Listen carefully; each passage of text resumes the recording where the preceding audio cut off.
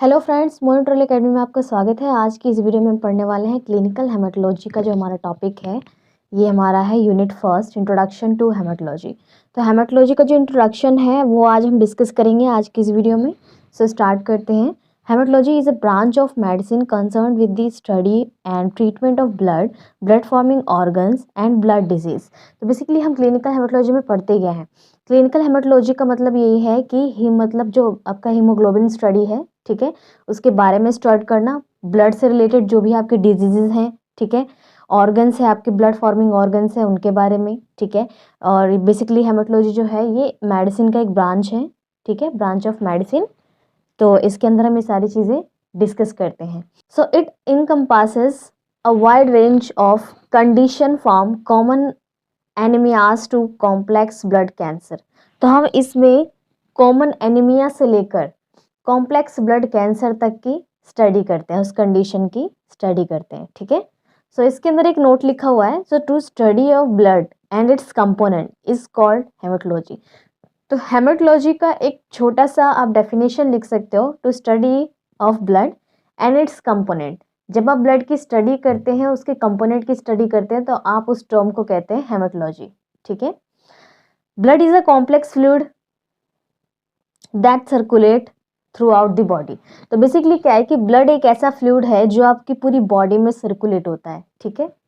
Blood is a complex fluid that circulates throughout the body, ठीक है, delivering essential nutrients and oxygen to tissue and removing waste product. तो basically क्या है, जो blood है वो एक कॉम्प्लेक्स फ्लूइड होता है, जो बेसिकली सर्कुलेट होता है पूरी बॉडी के अंदर और डिलीवर करता है न्यूट्रिएंट्स। अब न्यूट्रिएंट्स और ऑक्सीजन को पूरी बॉडी में डिलीवर करता है to the tissue and removing waste product, और ये बॉडी से वेस्ट प्रोडक्ट को एलिमिनेट भी करता है, ठीक है। अब पढ़ते हैं ब्लड के बारे में। ब्लड के बारे में आपको पता होगा फ्रेंड्स कि ब्लड क्या क्या कैरी करता है। प्लाज्मा कैरी करता है, वाटर कैरी करता है, प्रोटीन्स कैरी करता है, ठीक है।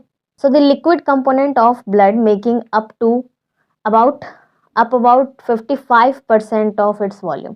यानी जो प्लाज्मा का जो वॉल्यूम होता है, यानी आप मान लीजिए कि 100% है आपका ये ब्लड, ठीक है, जिसके अंदर की जो उसका लिक्विड होता है, उसमें जो लिक्विड पार्ट होता है वो होता है 55%, ठीक है।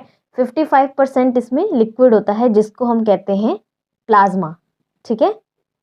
And water so act as a solvent and help in the transport of substances। तो वाटर क्या करता है, एक सॉल्वेंट की तरह हेल्प करता है जो कि ट्रांसपोर्टेशन में, सब्सटेंसेस के ट्रांसपोर्टेशन में हेल्प करता है।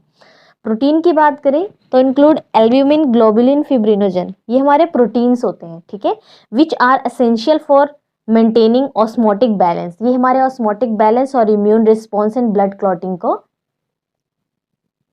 मेंटेन करता है, ठीक है। सो फ्रेंड्स, अब हम यहाँ पे चार्ट देखने वाले हैं ब्लड के जो भी कंपोनेंट्स हैं। तो चार्ट काफ़ी लंबा है, तो आप देखते रहिएगा, आपको इजीली समझ में आ जाएगा। मैं आपको डिटेक्ट कर रही हूँ किस तरीके से आपको चार्ट प्रिपेयर करना है। तो चार्ट का मैंने पहले वीडियो से बता रखा है कि चार्ट एक बेसिक तरीका होता है सामने वाले को समझाने का। तो अब जब आप चार्ट से समझने लगेंगे तो आप बहुत ईजी तरीके से उस चीज़ को लर्न कर लेंगे, ठीक है, ताकि आगे चल के आपको उसके लिए प्रॉब्लम्स ना हो। सो सबसे पहले देख रहे हैं आप कि यहाँ पे ब्लड है। ब्लड को 2 पार्ट्स में डिवाइड किया हुआ है हमने, सेल्स और प्लाज्मा, ठीक है। सेल के बारे में बाद में डिस्कस करेंगे, फिलहाल हम पढ़ते हैं प्लाज्मा के बारे में। तो प्लाज्मा को का जो सब डिवाइडेड किया हुआ है हमने वाटर, सॉल्यूट और प्रोटीन में, ठीक है। Water, solute, protein and solute को हमने 2 पार्ट्स में डिवाइड किया हुआ है, ऑर्गेनिक एंड इनऑर्गेनिक, ठीक है फ्रेंड्स।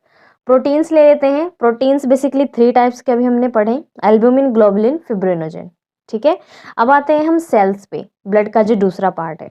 तो सेल को फिर से सब डिवाइड किया हुआ है 3 पार्ट्स में। फर्स्ट है RBC, second WBC, third platelet. RBC का को हम रिथ्रोसाइट्स भी कहते हैं, डब्ल्यूबीसी को हम ल्यूकोसाइट भी कहते हैं, प्लेटलेट को थ्रोम्बोसाइट्स भी कहते हैं, ठीक है। डब्ल्यूबीसी को अगेन 2 पार्ट्स में डिवाइड किया हुआ है, एग्रेनुलोसाइट और ग्रैनुलोसाइट। तो एग्रेनुलोसाइट को 2 पार्ट्स में डिवाइड किया, मोनोसाइट एंड लिम्फोसाइट, ठीक है। फिर लिम्फोसाइट को 2 पार्ट में डिवाइड किया हुआ है, बी सेल, टी सेल, ठीक है। अब फ्रेंड्स ग्रेनुलोसाइट आता है। ग्रेनुलोसाइट को फिर हम 3 पार्ट में डिवाइड करते हैं, acidophil, basophil, neutrophil.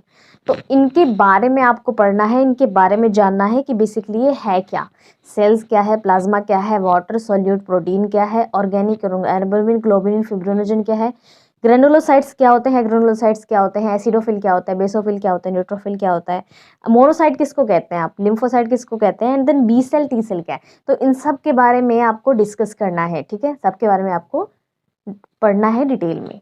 So first हमने लिया है red blood cell. Red blood cell जो है friends basically also known as erythrocyte. जैसा कि मैंने आपको बताया कि रेड ब्लड सेल को हम रिथ्रोसाइट भी कहते हैं। So they are responsible for the transporting oxygen from the lung to the body's fluid. Lungs to tissue क्या करते हैं, ट्रांसपोर्ट करते हैं ऑक्सीजन का, and carbon dioxide from the tissue to lungs. अब कार्बन डाइऑक्साइड क्या होगा, टिश्यू टू लंग्स होगा, यानी lungs to tissue oxygenated blood होता है, जो कार्बन डाइऑक्साइड ब्लड होते हैं वो क्या होते हैं, टिश्यू टू लंग ट्रांसफर हो जाते हैं, ठीक है, उसका उल्टा हो जाता है। White blood cells, white blood cells को क्या कहते हैं फ्रेंड्स, ल्यूकोसाइट्स भी कहते हैं, ठीक है। So they are part of the immune system and have the body fight infectious and the other disease. They are several type of WBC। तो WBC के बारे में हमने उसके सब पार्टिकल्स पढ़े थे, जो सब डिवाइडेड क्या कहते हैं, neutrophils, lymphocyte, monocyte, eosinophil, basophil, ये सारे के सारे व्हाइट सेल्स ब्लड सेल्स के पार्ट्स हैं, ठीक है। सो ये क्या करता है, ये आपका इम्यून सिस्टम में हेल्प करता है। व्हाइट ब्लड सेल बेसिकली क्या है कि जैसे ही कोई फॉरेन पार्टिकल, जैसे कि आप ले लीजिए कोई बैक्टीरिया है, वायरस है, आपकी बॉडी में एंटर करता है, ठीक है, किसी के भी through, contaminated water, contaminated food, या किसी के भी थ्रू, कंटामिनेशन सोइल, किसी के भी थ्रू अगर आपकी बॉडी में एंटर करता है तो ये क्या कहते हैं, जो व्हाइट ब्लड सेल्स होते हैं ये एक्टिव हो जाते हैं, ठीक है। और ये जो डिजीज़ आपको होने वाली है या हुई है, तो वो आपकी बॉडी में जो रिएक्शन कर रहे हैं तो उससे वो क्या करती है, फाइट करती है, जिससे कि आप प्रोटेक्ट रहते हैं, ठीक है। अब व्हाइट ब्लड सेल्स के जो पार्ट है, फर्स्ट आता है neutrophils. The most abundant type, they are the first responder to infection, यानी जो इन्फेक्शन का फर्स्ट रिस्पॉन्स आता है वो आता है न्यूट्रोफिल से।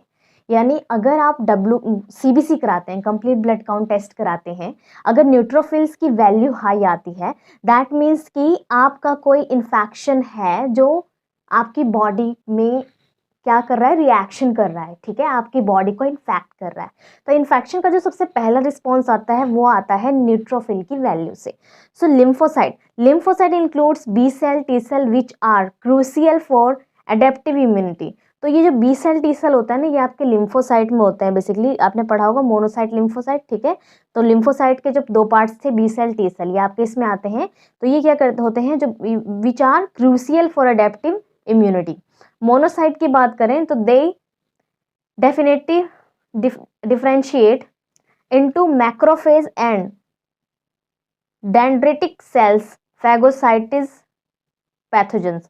तो मोनोसाइट क्या करते हैं, ये डिफरेंशिएट करते हैं किसमें, macrophages, dendritic cells to phagocytes, pathogen से।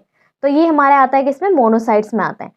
एसिनोफिल की बात करें तो eosinophil they combat multicellular parasite and involve in allergic reaction।